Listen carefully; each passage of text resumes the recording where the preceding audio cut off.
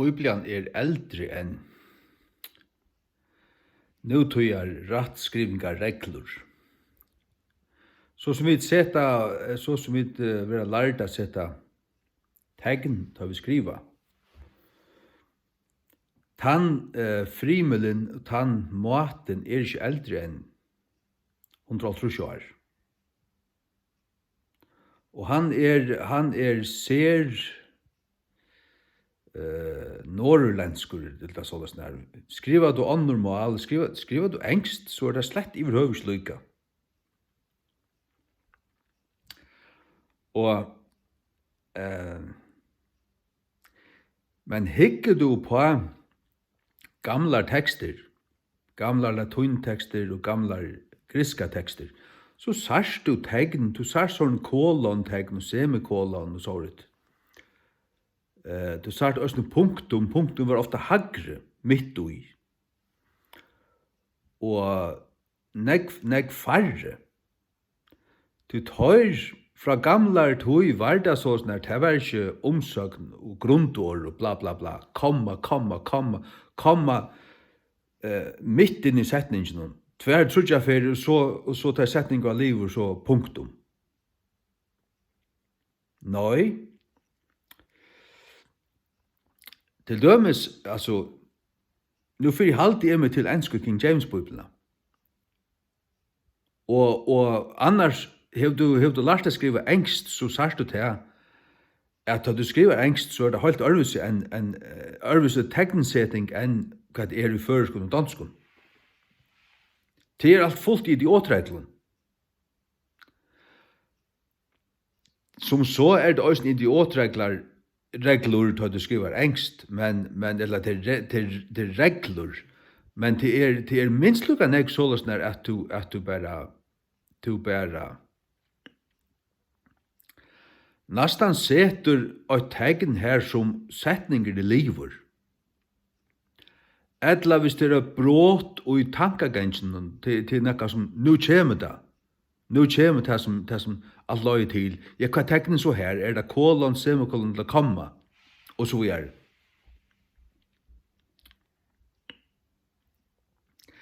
Men iverhøver er det sånn at vi enskar tegnsetting at hon det meira sånn at setningene det meira og i rytm og vi hvordan du andar og hvordan du tåsar. Det er det slett ikke føreskånd. Jo, kanskje er det komme øysene her tilfeldigvis, men annars er det under tvei midt inn i setningen øysene. Vi vil ha lært det vi skulle sette komme og en et, komme og en som, komme og en alt det forskjellige. Og tog er det av tagla i komma og det er ikke godt hvis du vil hava teksten optimalan til å lese kjøtt og lesa negv ui, ta er det best at du hever tar setningene som høyra sama, selv om det er en rykva av åren. Ikke at et øyneste tegn, ikke for den her som det er liut, ta ikke med tegn. Og altså, er då jeg setter tegna for skål? Fullkomlig an.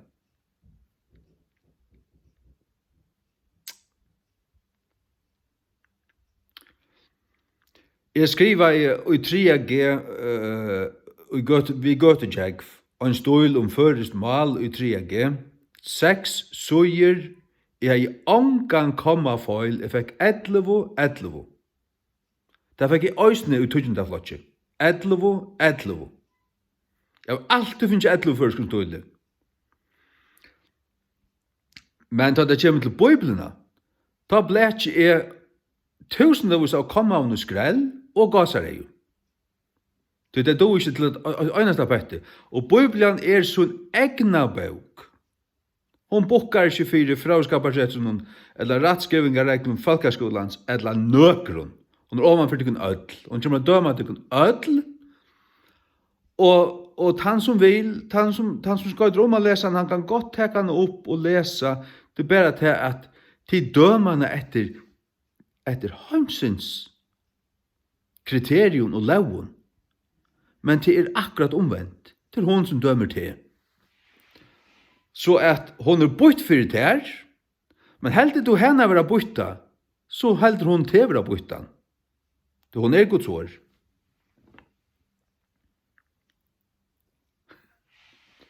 Heldig du henne være bytt, og du, det vi vilja. Hon skal halda deg, hon skal avklæda deg klauko, deg sjálvklauko. Hon skal, og visa deg vera til spottene som det er. Det finnast ordan, lett dem bare sutja spottene. Jeg sutja til kun. Men de eimjuko, som bara, Bibelen, ja, la meg lese her, og de åpnana, og de lesa. Jeg tar seg negv. Etter hånden negv, til at hon til 6 år siden hun kom ut. Først skal King James öll Bibelen, og 20 år siden Nya Testamentet kom ut. Jeg tar seg av folk som har lyst henne, alle jagene og som leser henne. Og det ikke en trobløg at jeg ikke kunne lese henne. Det ikke en trobløg at hun ikke kan leses. Trobløgjen tja folkene som ikke vilja lese henne. Her trobløgjen.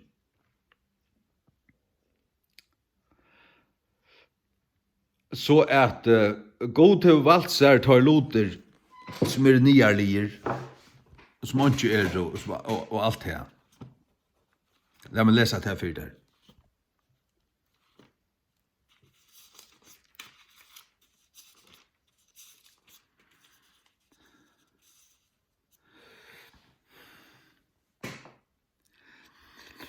Fyra Korint 8.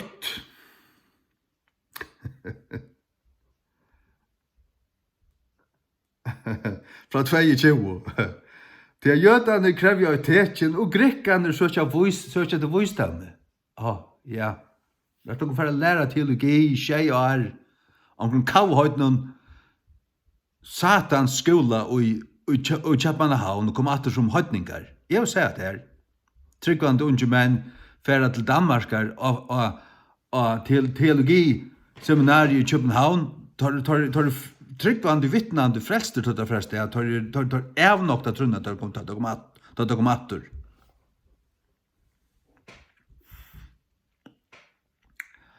Hadde ikke Jesus Kristus skole.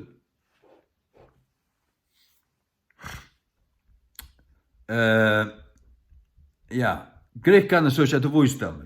Men vi pratika Krist krossfestan, jødunum snavengastoinur og grekkunum favitska. Favitska. Det her hatt han favitskut. Ange visdom ange klokskap jo, Guds visdom. Men tøymon og er kattleier bei jødun og grekkun, Krist, Guds kraft og Guds visdom. Kristus Guds kraft og Guds visdom. Guds visdomur. Det favitska Guds visare enn menn, og veiklodje Guds sterskare enn menn. Her vil ikke nekka som du ikke skilder enn. Ikke et år. Til at tid søtja dekra kattlan brøver, kvos og ikke mennesker viser menn etter kjøtnen, ikke mennesker mektiger, ikke mennesker tignarliger, jo kattleier. Jesus kom, han kattleier 12 lærersvånar til å være vanlige menn. Han får ikke etter tom lærd og sjålklauko.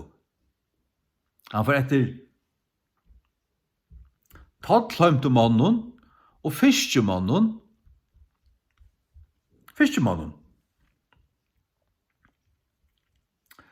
Ja. Men God hever utvalgt hinnar favitskut og luder heimsins. Utvalgt hinnar favitskut og luder heimsins. Fyrir jeg fjamska hinnar voisu.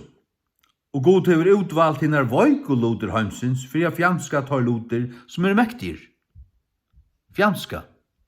Det var hvis man ville, jeg var ikke faktisk forfjamska, men jeg bare kortet det forre vekk. Sparska det til Danmarskar. Og behilde fjamska.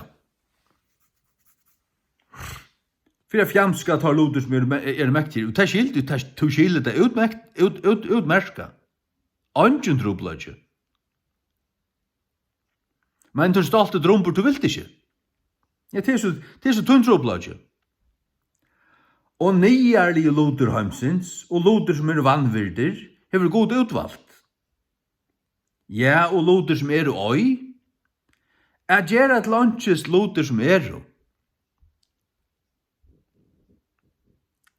Sagt du òsne her stendur bare et gjerra, ja, men hei ikke sagt fyrir eller til tess Sjálf det stendur bare gjerra et lanches loder som så skiler du tøytningen han fyrir eller til tess Sjálf det bare stendur Tog jeg til forløpet, som han sier, det som æren og det som heter løye til, gjerra et lanches loder som Det skiler du vel. Hvis du hever et høtt i vrøver, og det hever du. Det hever du. Til tess at ikke kjøtt skulle rausa seg her i hans nærvær. Hvor sier du kjøtt? Sier Dalvik, du ikke halt? Jo, men det gamla kødd. Hever du en gamla protestantiska reformationsbibel av danskun, så er det køddets gjerninger. Køddet. Og tar gamla. Da det stod og vittna og så tar tåsa om kjøttet. Til halte. Men kjøttet halte. Men kjøtt et nekk betre bibelår. Det det opprunalige. Halleluja. Men av honom det tid u Kristi Jesus, som av god gjørder okkom vusdømur og rattvus og halkan og endurløysing. Av god gjørder okkom. Det alt av nøy vi trygg, forstå. Det han ikke strøy, du kommer akkurat som du og teker med Jesus Kristi, og han sier krossen til fullgjørst, teker du med hans fullgjørd av verset, så det fullgjørst tøyna vegna. Hans rattvus vil tilskriva ter, hans rattvuse. I øylaten Jesu Kristi rattvuse. Fjaltur i hånden. Så drumsligur som og bærsrøyen og alt dette forskjellige. Jeg har simpelthen bare fjalt meg i hånden. Løyte meg fullkomlig opp til hans og det godt nok. Det heldur. Det gjør det. Fyrir at samsværande som skrivastendur, han som rausar seg, lat han rausa seg ui harranon. Ikke ui til negna vusdom og ditten datten. Ui harranon. Jeg vil rausa meg ui harranon. Og halde fast ved hans spotta og bauk.